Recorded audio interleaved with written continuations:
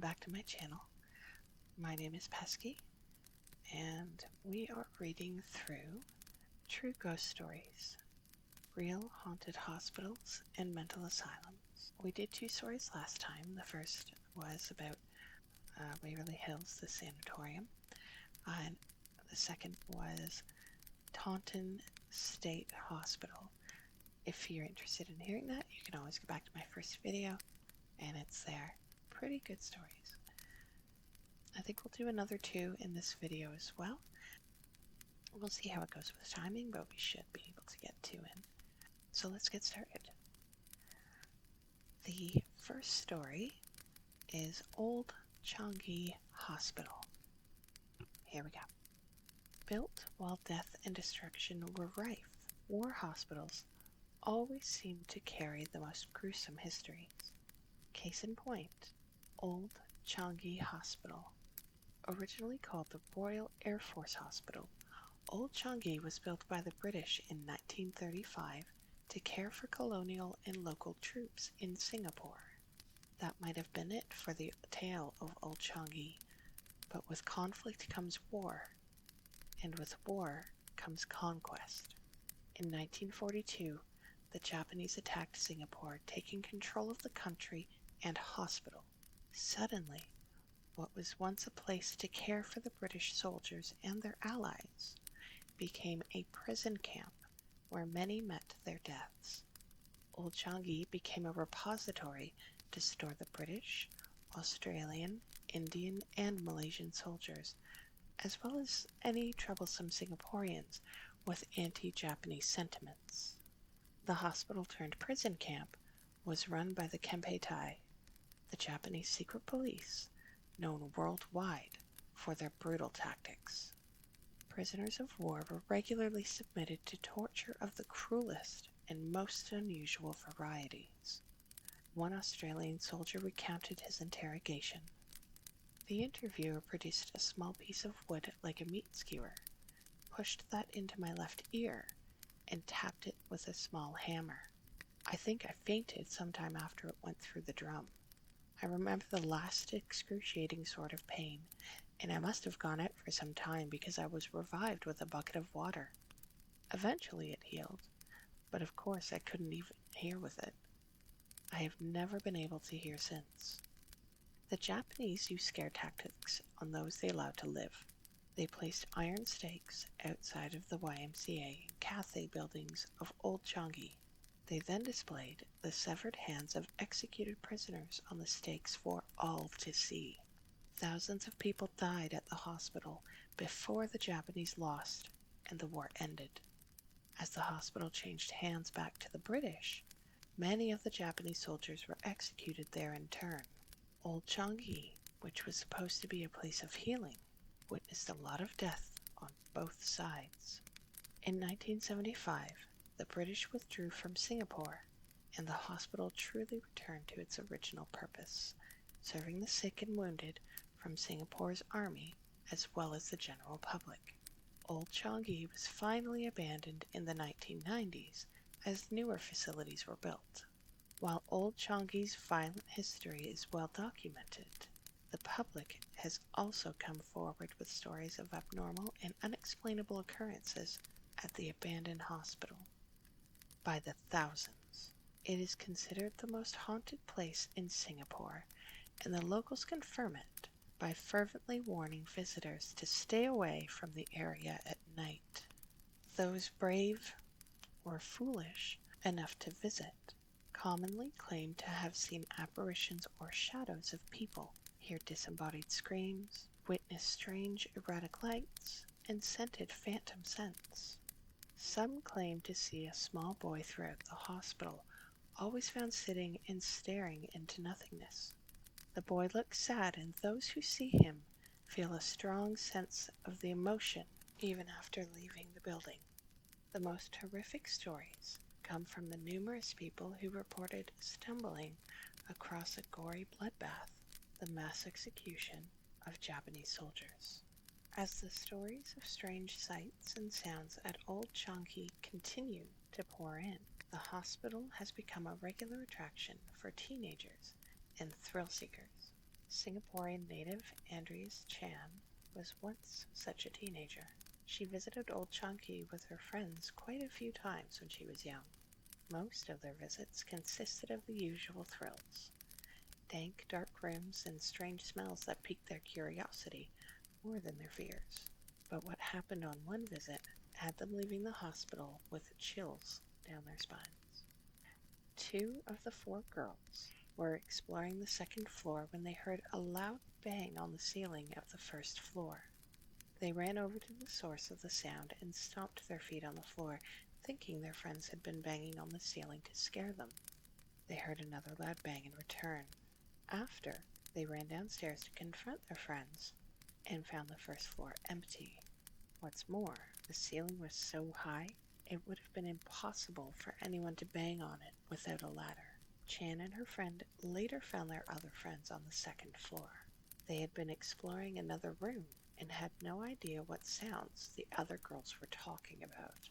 Events took a turn for the scarier when one of the girls mentioned hearing a voice complaining that they were making too much noise, even though there was no one else in the building but the four of them. The voice had offered this warning in Hokkien, the main Chinese dialect spoken in Singapore when the hospitals first opened. Andreas Chan's account is just one of the thousands of strange and unusual happenings in Old Changi. The notion that the hospital was haunted became so popular that a crew produced a mockumentary film on the premises called Haunted Changi. The film was released in 2010, and while it was meant to be a bit humorous, the real ghosts of Changi weren't laughing. The crew was in for some real paranormal activity that they hadn't bargained for. Many complained of hearing loud bangs from empty parts of the hospital, disembodied voices, and groping of unseen hands. Several reported seeing the apparition of a woman with what appeared to be a black aura. The most ironic and disturbing part about it was that they managed to catch a shadow person on video while filming the movie. They decided to leave the video of the lurking figure in the final cut of the film, lending some unintended credibility to the message of Haunted Changi. After garnering so much spooky and unexpected interest, many attempts have been made to plan a reconstruction of the dead and decaying hospital. All have fallen through for one reason or another, and the historic building lies vacant to this day. To some, it's a paranormal haven, sure to leave visitors with chills down their spines and sights they can't unsee. For others, the building is a monument of war and perseverance. No matter which camp you're in, Old Changi, and maybe its ghosts, is a testament to a particularly gruesome and unforgiving time in human history. And that is the end of that story. So as we started to read through it, I realized I had heard of this before. It was on another one of those ghost hunting channels, or the shows that they put on the TV about haunted places in the world. It's actually pretty interesting seeing the buildings just standing there, nothing going on. But I would definitely say, if you're interested, look it up. Obviously, you'll get more information than what's included in here. These are supposed to just be short, little condensed stories.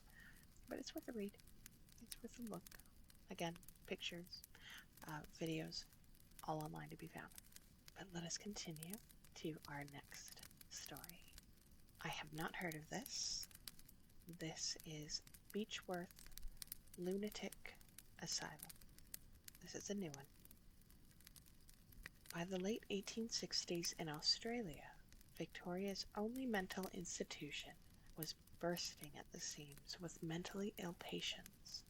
In response, the Mayday Hills Lunatic Asylum was opened to house and treat up to 1,200 patients. Getting admitted was a simple affair, requiring only 2 signatures from friends or relatives who wanted you locked up. Getting out was much more difficult. Later renamed the Beechworth Lunatic Asylum, Mayday Hills was open for 128 years and brings with it a history of strange medical practices and care. The first superintendent himself may have been a bit off. He believed that the moon caused insanity and refused to go outside at night time without an umbrella. Housing a mixture of 600 men and 600 women, the Beechworth Lunatic Asylum was almost always full, though whether the patients deserved to be there is a different story. Many of the patients were not actually clinically insane. In order to leave the hospital, a patient would need 8 signatures certifying that they were fit for the outside world. Most of the doctors, nurses, and caretakers at Beechworth viewed their patients as liabilities beyond cure and lacked the care and compassion of today's caregivers. As a result, many completely sane people spent their lives locked in Beechworth's expansive wards. While freedom might have been a futile endeavor, access to the latest treatments for insanity were in abundance. Beechworth was equipped with the latest tools for handling and treating the insane. Doctors had access to a fully equipped lab for operations, autopsies, and any other experiments they might like to try.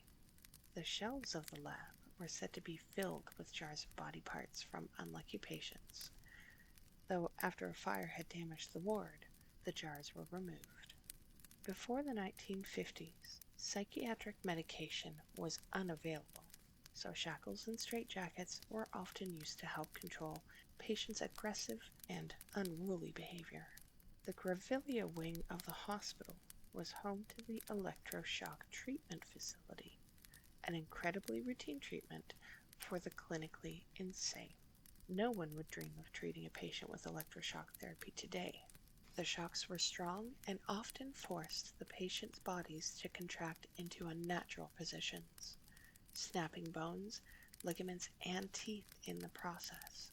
For good reason, the Grevillea wing was the part of the hospital that all patients feared most, and stories still circulate about mass treatments where almost everyone in the hospital was shocked in group sessions.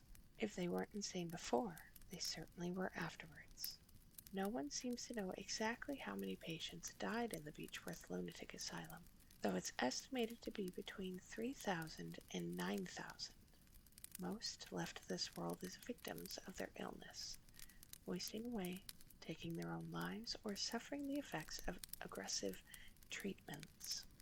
The less troubled and more docile patients died of old age, though a few deaths were a lot more suspicious. An example of this was the death of a nameless Jewish woman committed to the women's wing of Beechworth. She kept to herself mostly and didn't cause any trouble as long as she had her cigarettes. People would most often find her sitting in a high-story window smoking. One day, another patient wanted to have some of her cigarettes. Maybe they asked politely at first. No one could say. But the woman was never one for sharing and wouldn't give any up. One thing led to another, and suddenly the Jewish woman found herself tumbling out the window to her death. No one knows what ultimately became of the other patient, but everyone remembers what happened to the Jewish woman. They left her body lying in the grass for 2 days before moving her. You see, in Jewish tradition, no one is allowed to touch the deceased until a rabbi has seen the body. Since the closest rabbi had to come all the way from Melbourne, the woman's gruesome end was a sight for all to see for more than 48 hours. It's possible the woman didn't appreciate such a steadfast observance of her religious beliefs. In more recent years, many have reported seeing the eerie outline of a woman lurking where her body fell so many years before. Others claim to have seen a woman's face in the window where she loved to sit and smoke. Escaping from Beechworth was nearly impossible, though that didn't stop people from trying. The most unruly patients were locked in cells, while the others were kept on the grounds by twistedly named ha-ha walls, high trenched walls that no patient could ever hope to climb. Despite these securities, one man disappeared from the compound long ago. The asylum staff and surrounding communities searched desperately to find him. No one wanted a committed lunatic roaming the streets. Eventually, they had to give him up as lost. Then, several weeks after they abandoned the search, someone found the asylum's pet dog, Max, happily gnawing on a meaty bone. On closer inspection, Max's snack was the remains of a human leg. The asylum staff conducted another search by the gatehouse where the leg was found. A suspicious-looking shadow and a horrific smell helped the searchers uncover the patient's body. In a tree, his body had managed to decompose so much that his leg had fallen to the ground for Max to find. No one ever discovered how the patient actually died in the tree, but many since claimed to have seen the man's ghost lurking near the asylum's entrance. He never did get out.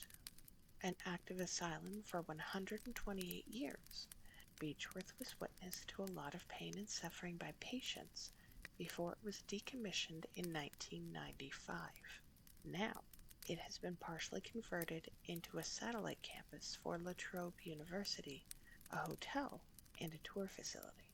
However, many parts, including the Grevillea wing, home to the electroshock facility, have been left unused and dilapidated.